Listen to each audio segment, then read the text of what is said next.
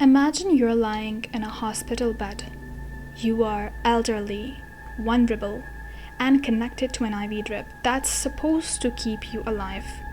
You trust the doctors, you trust the nurses, you trust the hospital. But what if the person responsible for caring for you was secretly deciding who lived and who died? Today's disturbing case is about Ayumi Kuboki.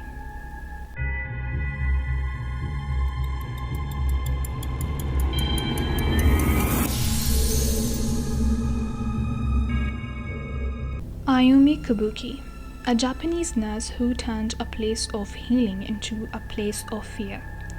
And what's most shocking isn't just the number of victims, it's the reason she gave for killing them. In the summer of 2016, something strange was happening at a hospital in Yokohama, Japan. Patients were dying at an unusual rate.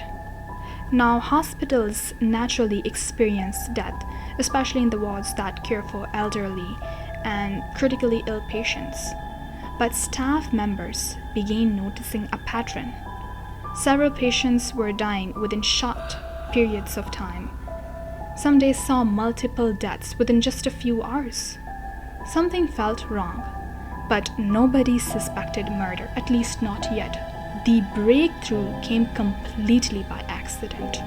On September 20th, a nurse noticed something unusual while checking an IV bag. The liquid inside was foaming. That shouldn't have been possible. The liquid inside the IV bag was not supposed to produce bubbles. Immediately, the doctors inspected it, and what they discovered was horrifying. The IV bag had been contaminated with disinfectant, a powerful chemical used throughout the hospital, and there was enough of it to kill a patient. Now, suddenly, the hospital wasn't dealing with a medical problem anymore. It was dealing with a crime scene. Staff checked other IV bags. Several had tiny puncture marks. Someone had used a needle to inject poison into them.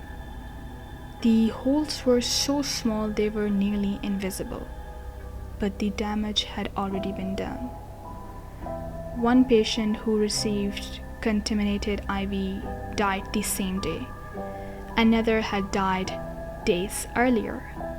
Autopsies confirmed they had been poisoned.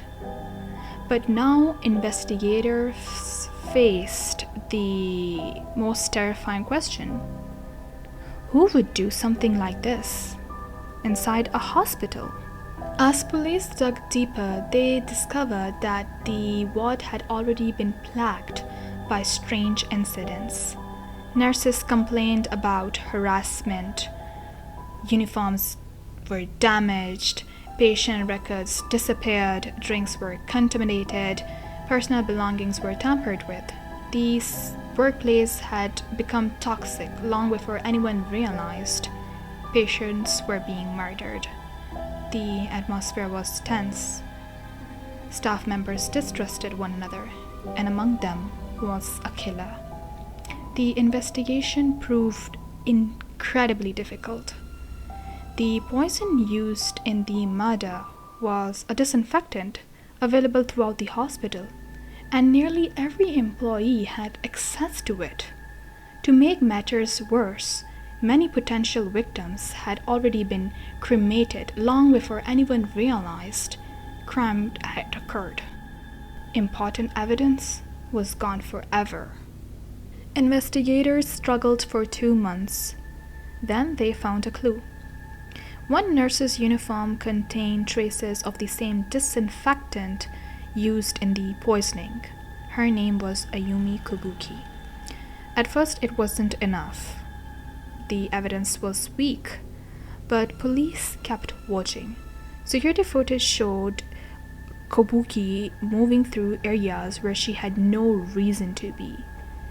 Colleagues reported seeing her enter rooms containing patients she wasn't assigned to take care of. Some of those patients later experienced sudden medical crisis. The suspicion continued to grow, yet there was no smoking gun. For nearly 2 years, Kuboki denied everything. Then in 2018, investigators brought her in for questioning again. This time something changed. She broke, and what she admitted stunned everyone.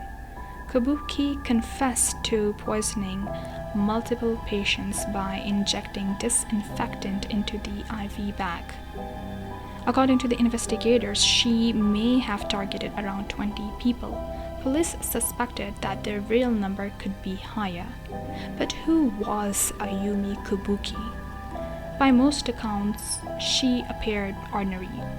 She completed her nursing and spent years working in healthcare. Colleagues described as someone who was difficult to read and quiet, a little mysterious. She wasn't known as a troublemaker, but behind the scenes, she struggled with severe stress and mental health problems.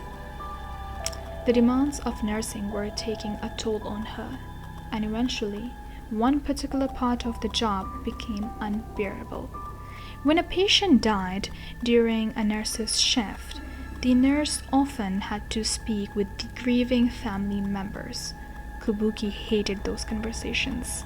She later described them as troublesome, unbearable. She hated those conversations.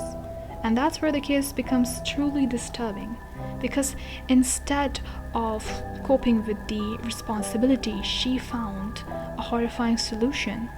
Before the end of her shift, she used to poison patients. That way, they would die later on someone else's watch. Someone else would have to deliver that devastating news to the grieving family. Someone else would have to face the family. In her mind, she wasn't eliminating the patient, she was eliminating the conversation. Investigators believe she carefully timed the poisonings during busy shift changes when attention was elsewhere. The plan was simple: contaminate the IV, leave, let patients deteriorate hours later.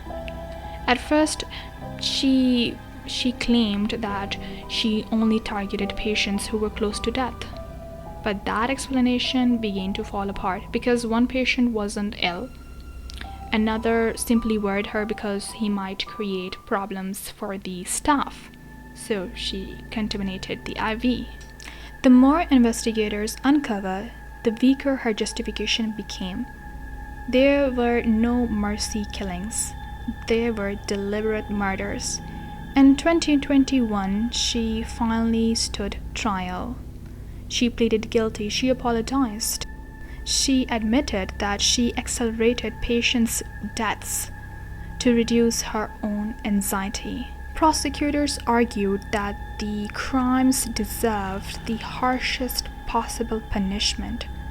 The defense pointed to her mental health struggles.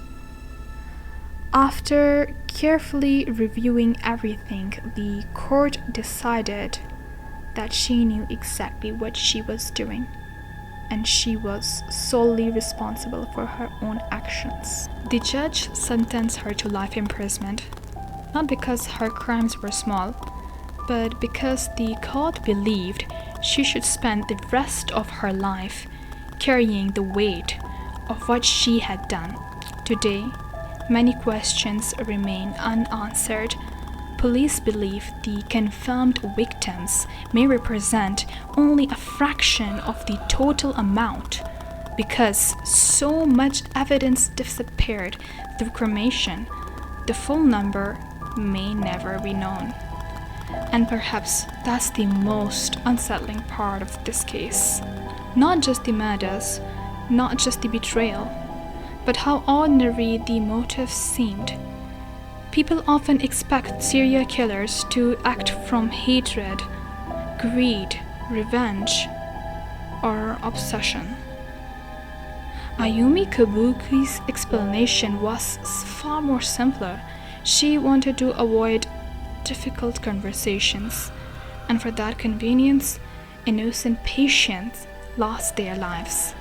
A hospital is supposed to be one of the safest places in the world. For the families of the victims, it became the last place they would ever expect to find a killer. And that's what makes this case unforgettable. Thanks for watching, and do subscribe.